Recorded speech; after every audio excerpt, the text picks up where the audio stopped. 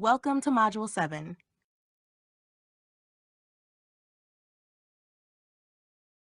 Upon completion of this module, the learner will be familiar with 4 of the 6 ethical standards within the NASW Code of Ethics, recognize common ethical issues that may arise during field practicum, and identify key ethical issues within a given case scenario. The social work profession is guided by the NASW Code of Ethics. The Code of Ethics gives the social work profession credibility as well as standards under which all social workers must practice. Students in field practicum are often very familiar with the NASW Code of Ethics. However, they may have less practice incorporating the Code of Ethics into the day-to-day work experience. Field practicum is a great opportunity for students to navigate through ethical dilemmas and to further learn the application of the Code of Ethics. According to the NASW Code of Ethics, there are 6 categories of ethical standards. Of these 6, we will focus on only 4 ethical standards, which is not to imply that the others are not important, but merely that reviewing the entire Code of Ethics is beyond the scope of this training. The 4 ethical standards we will focus on are the social worker's ethical responsibilities to clients, the social worker's ethical responsibilities to colleagues, the social worker's ethical responsibilities in practice settings, the social worker's ethical responsibilities as professionals. Let's take a closer look at each of these standards and discuss issues that may surface in a student's placement. Social workers have an ethical responsibility to clients, self-determination. Social workers respect and promote the right of clients to self-determination and assist clients in their efforts to identify and clarify their goals. Social work students must keep in mind that clients have a right to self-determination. Decisions regarding life choices are the client's responsibility and right. For many young and inexperienced students, this may be difficult to accept. Students may have ideals about actions a client should take or how a client should progress in treatment, but this may not be the path that a client takes. Students may need assistance from their supervisor to help understand that even though it may not seem to be the best option for a client, it is the option the client is taking. And as long as they are not posing serious risk to themselves or others, we as social workers must allow clients their right to self-determination. Competence. Social workers should provide services and represent themselves as competent only within the boundaries of their education, training, license, certification, consultation received, supervised experience, or other relevant professional experience. Students have been instructed through their academic studies that they should only represent themselves as competent within the boundaries of their education, training, and experience. However, there may be times where a student is in an individual, family, or group setting with clients and may be asked a question by a client that they are unsure of. The confident and astute student would likely decline to answer, stating that they would need to discuss the issue with their supervisor and then get back to the client. Yet, there may be students who lack the sort of confidence it requires to admit to a client that they do not know the answer and instead offer feedback that may be misleading or inaccurate. Supervisors are encouraged to remind students to work with clients only within the parameters of their education, training, and supervision, and that admitting to a client they don't know the answer to a question does not equate to incompetence, but rather demonstrates social work competence. Cultural competence. Social workers should demonstrate awareness and cultural humility by engaging in critical self-reflection, understanding their own bias and engaging in self-correction, recognizing clients as experts of their own culture, committing to lifelong learning, and holding institutions accountable for advancing cultural humility. Supervisors are encouraged to work with students in the area of cultural diversity, encouraging self-reflection and critical thinking as it relates to personal bias. Providing students with access to readings as well as first-hand experience with clients from various cultures can facilitate cultural competence. The learning contract contains objectives specific to cultural diversity, anti-racism, diversity, equity, and inclusion, where students can complete activities relevant to the agency population. It is important students understand the similarities and differences regarding cultural diversity and the impact this may have on resources and services available to the client population. Derogatory language. Social workers should not use derogatory language in their written, verbal, or electronic communications to or about clients. Social workers should use accurate and respectful language in all communications to and about clients. Sometimes the issue of derogatory language comes to the attention of the field practicum office. Students may disclose that they overheard coworkers at the agency using hurtful language regarding a client. It is important for supervisors to remind their employees to maintain their professionalism at all times, especially when students are looking to them as potential mentors or experts in the field. Students tend to mimic behaviors that appear to be socially acceptable, and if derogatory language is permitted, students may copy the example. Social workers have an ethical responsibility to colleagues. Social workers should treat colleagues with respect and should represent accurately and fairly the qualifications, views, and obligations of colleagues. Social workers should avoid unwarranted negative criticism of colleagues in verbal, written, and electronic communications with clients or with other professionals. It is important students learn to respect their colleagues through their field practicum experience, providing students the opportunity to work with clients and participate in meetings or projects at the agency opens doors for students to get to know their colleagues. The more opportunities a student has to work with colleagues from diverse backgrounds and approaches, the more opportunity the student has to develop respect for the diversity of colleagues. Additionally, students should not be caught in the middle of any disagreements between colleagues, nor should any employee discuss their negative viewpoint of a colleague with students. This puts the student in an awkward position. Supervisors are encouraged to be aware of potential issues between colleagues and place students in settings or on projects that encompass a positive learning environment. Social workers who function as supervisors or educators should not engage in sexual activities or contact, including verbal, written, electronic, or physical contact, with supervisees, students, trainees, or other colleagues over whom they exercise professional authority. Supervisors should also have conversations with students regarding their agency policy on appropriate relationships within and outside of the agency work setting. This may include conversations regarding social media friendships between students and colleagues. Social workers should not sexually harass supervisees, students, trainees, or colleagues. Sexual harassment includes sexual advances, sexual solicitation, requests for sexual favors, and other verbal, written, electronic, or physical contact of a sexual nature.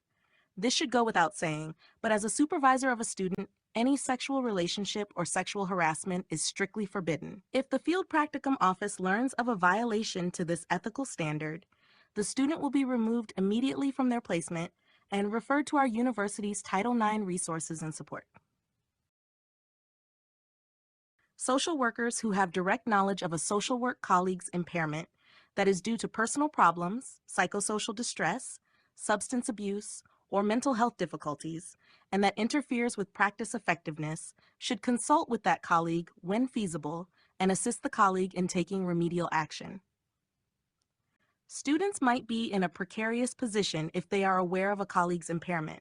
However, in some cities or towns, particularly in rural settings, students may have firsthand knowledge of a coworker's behavior, situation, or circumstances.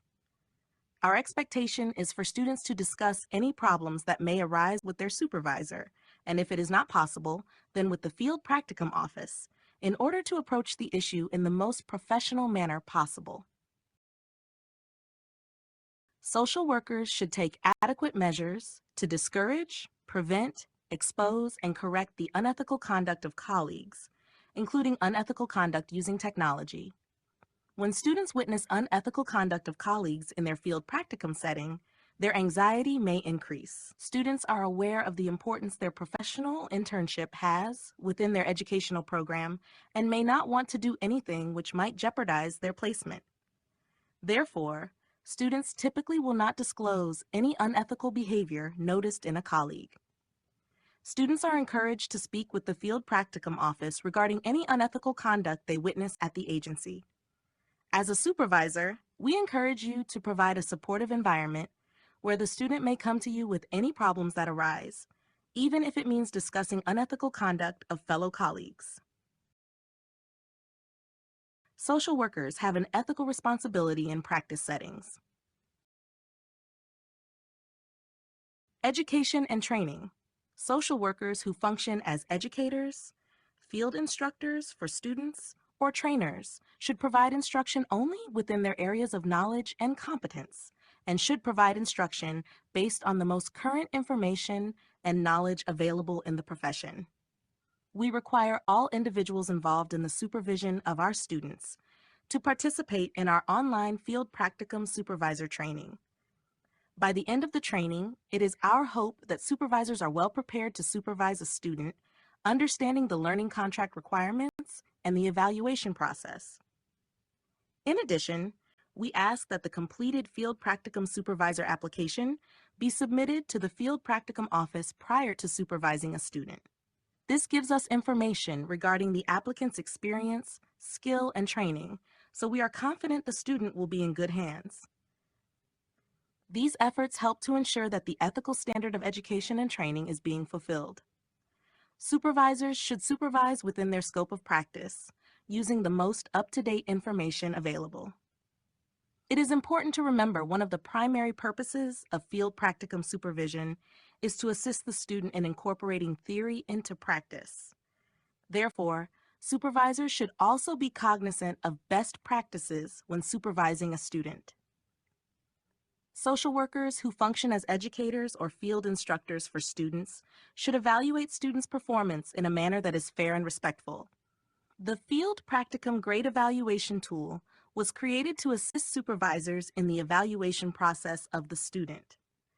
This evaluation tool fits nicely with the ethical standard of evaluating the student in a fair and respectful manner. Supervisors are encouraged to evaluate the student according to their performance of the assignments and activities identified on the learning contract, as opposed to their potential to perform the tasks, or how likable the student is. Supervisors must make sure the grade evaluation tool is completed with feedback regarding the student's performance and then reviewed with the student in a timely manner. Social workers who function as educators or field instructors for students should take reasonable steps to ensure that clients are routinely informed when services are being provided by students. According to this ethical standard, field practicum students and supervisors must inform clients when services are being provided by the student. There may be occasions when clients decline to meet with a student. Students may be hesitant to inform the potential client that they are a student for fear that the client will not want to work with them. It is the supervisor's responsibility to help students understand that this is the client's right to self-determination and must be respected per the NASW Code of Ethics. Social workers who function as educators or field instructors for students should not engage in any dual or multiple relationships with students in which there is a risk of exploitation or potential harm to the student, including dual relationships that may arise while using social networking sites or other electronic media. Social work educators and field instructors are responsible for setting clear, appropriate, and culturally sensitive boundaries. We expect supervisors of field practicum students to keep the relationship professional by establishing boundaries at the beginning of the student's placement. This includes in-person, online, or other electronic forms of relationships with all supervisors and colleagues associated with the agency. By establishing these boundaries in the beginning, the possibility of problems arising will be minimized, facilitating a positive experience for both the student and supervisor. Social workers should take reasonable steps to ensure that documentation in electronic and paper records is accurate and reflects the services provided. Social workers should include sufficient and timely documentation in records to facilitate the delivery of services and to ensure continuity of services provided to clients in the future.